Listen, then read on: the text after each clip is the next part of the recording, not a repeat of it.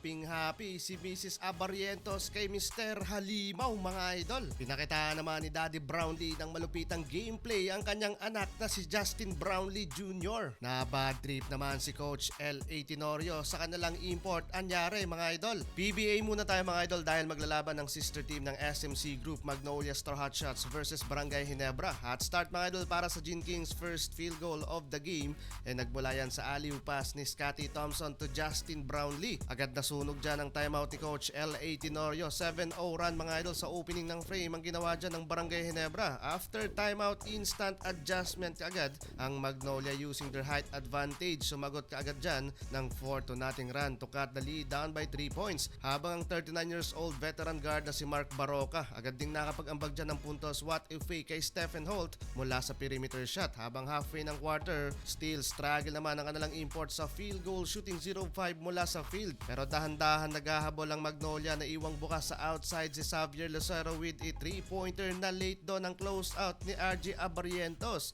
Pauli naman instant impact sa naging opensa ng Magnolia hitting his first 3-pointer. Nakakalamang na ang Magnolia. Lee connection to Sanggalang cutting the baseline. Abante sa 3 points ang kalamangan. Pero last seconds ng first quarter nakabato pa ng 3 si RJ Abarrientos kaya tabla sa 18 ang talaan sa scoring sa pagtatapos ng first quarter. Second quarter still looking for his first point si Chapman. 9 minutes mark mismatch si RJ Abarrientos. Inikutan lang ng big man and easy layup doon. Pero may bawi dyan ang reigning PBA Rookie of the Year takeover para sa Gin Kings back-to-back field goal. So far best scorer ni Team Co na may double digit scoring na. Sa kabila naman mga idol, Jerome Lastimosa, great hustle. Pinasayaw-sayaw doon ang defender na si Jeremiah Gray.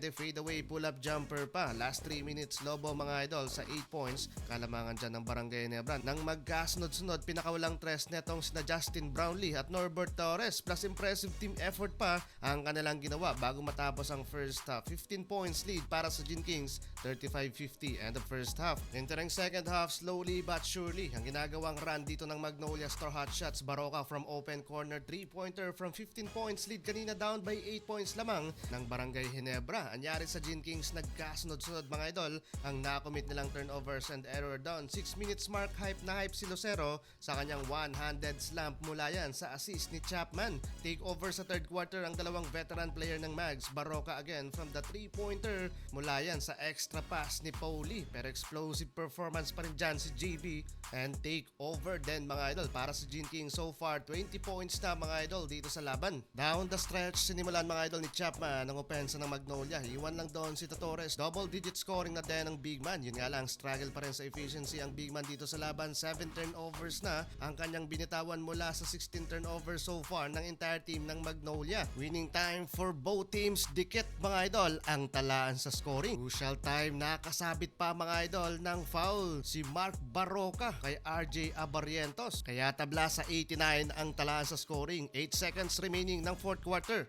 Pero never say die, sabi ng Barangay Ginebra. Binawian yan ni RJ Abarrientos. Panalo mga idol.